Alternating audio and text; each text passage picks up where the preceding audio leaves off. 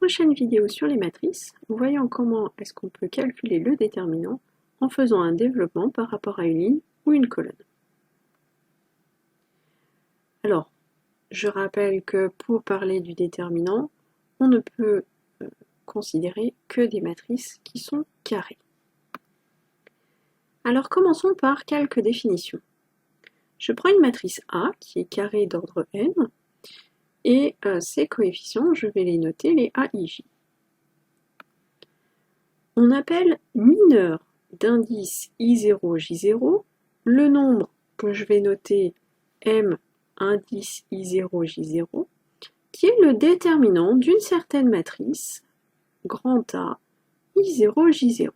Et cette matrice, c'est quoi? C'est la matrice carrée d'ordre n-1, donc une ligne et une colonne de moins que la matrice A, qui est obtenue justement à partir de la matrice A en supprimant la ligne I0 et la colonne J0.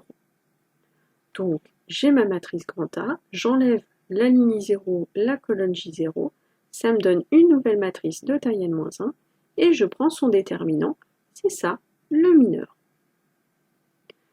J'ai ensuite ce qu'on appelle le cofacteur d'indice I0, J0, c'est le nombre qui est simplement moins 1 puissance I0 plus J0 fois le mineur d'indice I0, J0. Alors voyons sur un exemple ce que ça donne. Je prends la matrice A qui est donnée ici. Vous voyez que des mineurs et des cofacteurs, eh bien je vais en avoir n au carré. J'ai tous les choix possibles pour le I0, et j'ai tous les choix possibles pour le J0. Donc forcément, ça va me donner n fois n choix possibles. Alors choix, c'est pas vraiment des choix, mais en tout cas, j'en ai n moins n fois n mineur et n moins fois n cofacteurs. Donc ici, comme j'ai une matrice 3, 3, j'ai 9 cofacteurs possibles et 9 mineurs possibles. Ici, je vais en calculer juste quelques-uns pour vous montrer comment est-ce qu'on fait. Je ne vais pas tous les calculer ici. Alors, prenons par exemple le mineur, disons 1, 1. Je vais mettre un petit peu de couleur pour qu'on voit les choses. Donc, mineur 1, 1. Qu'est-ce que c'est? On a dit, il faut partir de la matrice A et supprimer la ligne I0, donc ici la ligne 1, et supprimer la colonne J0, c'est-à-dire la colonne 1. Et ensuite, le mineur, c'est quoi? C'est le déterminant de la matrice qui reste. Matrice qui reste, on voit qu'ici on a 1, 1, 4, 3. C'est une matrice de taille 2, donc je cherche le déterminant. Je sais faire. J'ai donc 1 fois 3, moins 1 fois 4. Qui me donne donc ici moins 1. Calculons, par exemple, le mineur, bon, je sais pas, mineur 3, 1. Pourquoi pas? Alors, mineur 3, 1, on a dit, on part de la matrice A, on supprime la ligne I0, donc ici la ligne 3, on supprime la colonne J0, donc ici la colonne 1, et donc on prend le déterminant de la matrice qui reste. Ici, ça donne 2, 0, 1, 1. J'ai donc 2 fois 1, moins 0 fois 1, ce qui me donne 2. Allez, faisons encore un exemple. Prenons le mineur. Allez, 2, 2, tiens, pourquoi pas. 2, 2. Je vais donc enlever, supprimer la deuxième ligne, la deuxième colonne, et je prends le déterminant de ce qui reste. Je prends dans l'ordre, en allant de la gauche à la droite, et puis du haut jusqu'au bas, donc 1, 0, 2, 3. Ça me donne 1 fois 3, moins 0 fois 2. J'ai donc 3. Allez, un petit dernier pour la route. Prenons par exemple le mineur. Allez, prenons le 3, 3. 3, 3.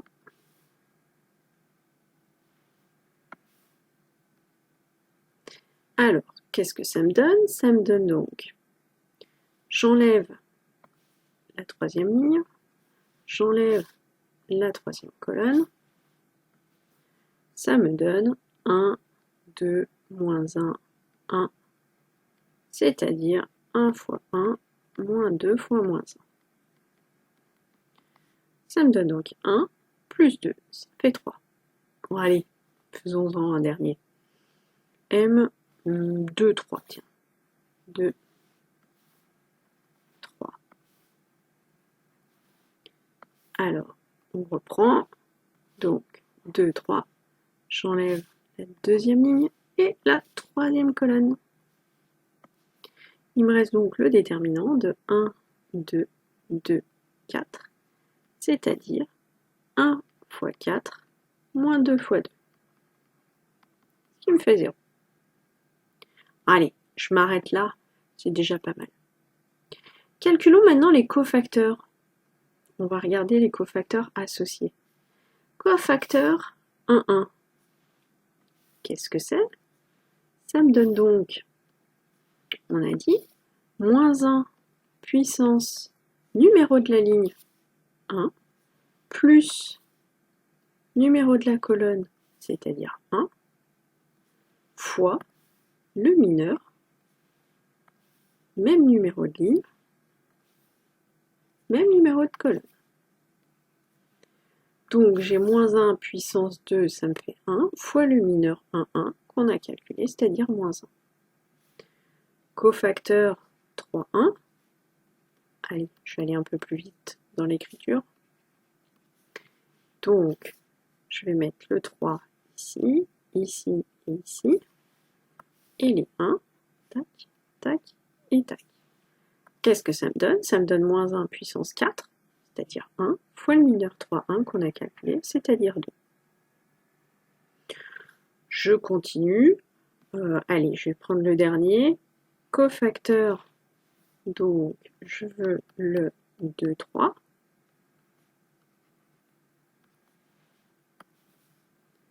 2, 2, 2. 3, 3, 3. Ça va donc me donner moins 1 puissance 5, ce qui fait moins 1, fois 0, ce qui me donne 0. Bien évidemment, on peut faire tous ceux que je n'ai pas fait.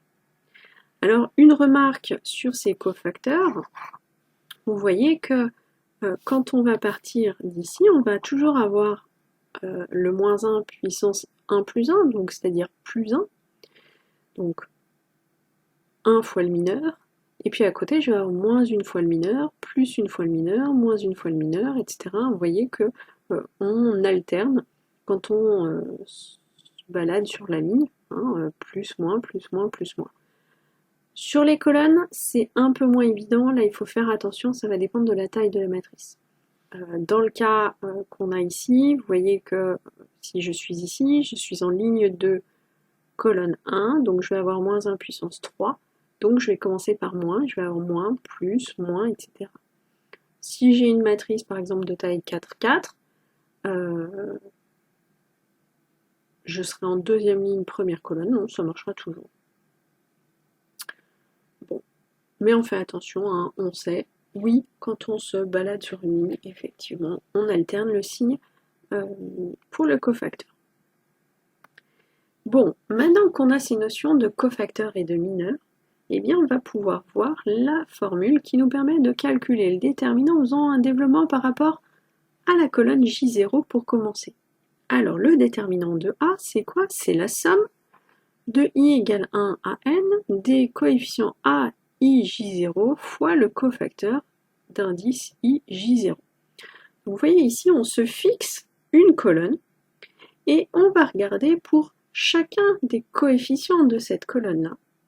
On va faire le produit du coefficient fois le cofacteur associé. Et je vais faire la somme pour tous les éléments de la colonne. On a exactement la même formule pour les lignes.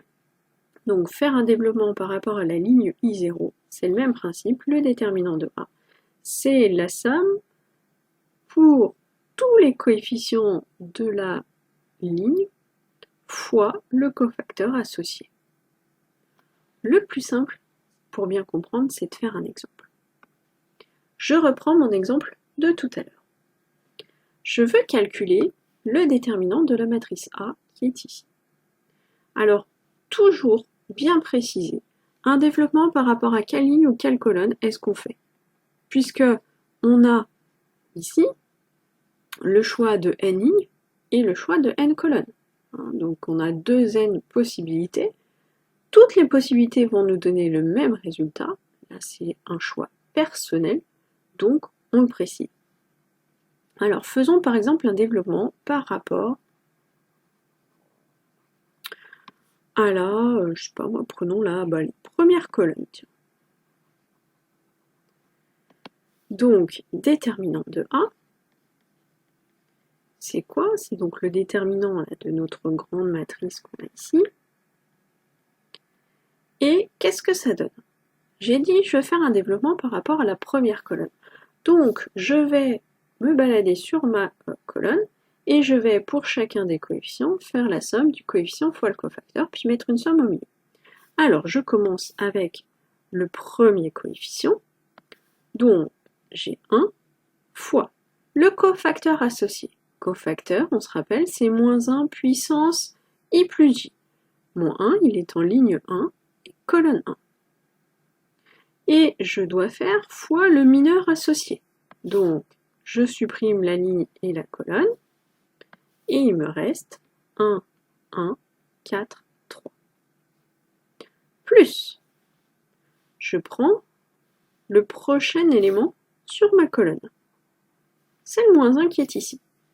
Donc, moins 1 fois moins 1 puissance numéro de la ligne 2, numéro de la colonne 1, fois le mineur associé. Donc, j'enlève la ligne, j'enlève la colonne.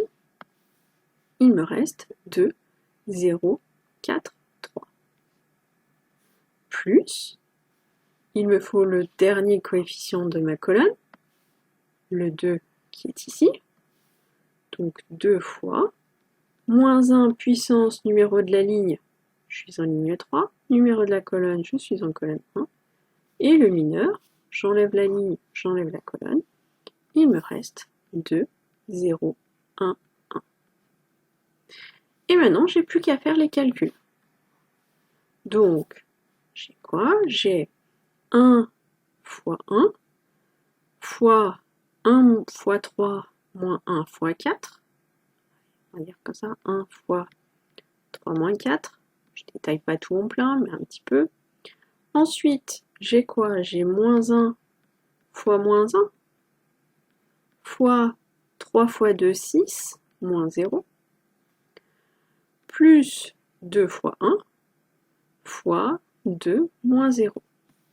Ça me donne donc moins 1 plus 6 plus 4 qui fait 9.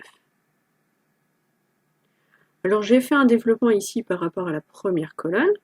Je peux faire par exemple un développement par rapport à la, je sais pas moi, à la deuxième ligne.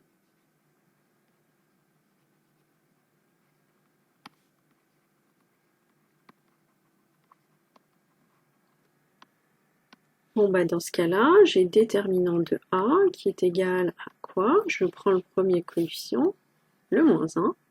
Donc j'ai moins 1 fois moins 1 puissance, je suis en ligne 2, colonne 1. Le mineur associé, j'enlève la ligne, j'enlève la colonne. 2, 0, 4, 3. Plus coefficient suivant, celui-là. Donc 1 fois moins 1 puissance, je suis en ligne 2, colonne 2. Mineur associé, j'enlève la ligne, j'enlève la colonne. J'ai donc 1, 0, 2, 3. Plus, je prends le prochain coefficient sur ma deuxième ligne, c'est-à-dire celui-là. 1 fois moins 1, puissance numéro de la ligne 2, numéro de la colonne 3, le mineur associé, j'enlève la ligne, j'enlève la colonne, il me reste 1, 2, 2, 4. Ça nous donne donc, alors moins 1 puissance 3, ça fait moins 1, fois moins 1, ça fait plus 1. Je vais avoir donc 6 moins 0, ça fait 6. Ensuite, moins 1 puissance 4, ça me fait plus 1. Donc, plus 3 moins 0, plus 3. Et puis, je vais avoir moins 1 puissance 5, donc moins 1, fois, je vais avoir mon 4 moins 4, c'est-à-dire 0. Et vous voyez qu'on trouve à nouveau 9. Alors, je l'ai dit, on a le choix totalement de la ligne ou de la colonne qu'on veut utiliser pour faire le développement. Simplement, comment est-ce qu'on fait pour faire le choix? Eh bien, en général, on regarde la ligne ou la colonne qui a le plus de zéros possible, puisque comme on doit à chaque fois mettre le coefficient fois le cofacteur, eh bien, vous voyez que si on a des coefficients qui sont égaux à 0, à ce moment-là, ça nous fait des calculs en moins à faire. Attention, en termes de rédaction, moi je vous demande quand même de me détailler la formule pour me montrer que vous la connaissez, mais après il n'y aura plus de calcul à faire. Voilà pour cette méthode de calcul du déterminant. Je vous laisse voir, si vous le souhaitez, la vidéo concernant le calcul du déterminant avec la méthode du pivot.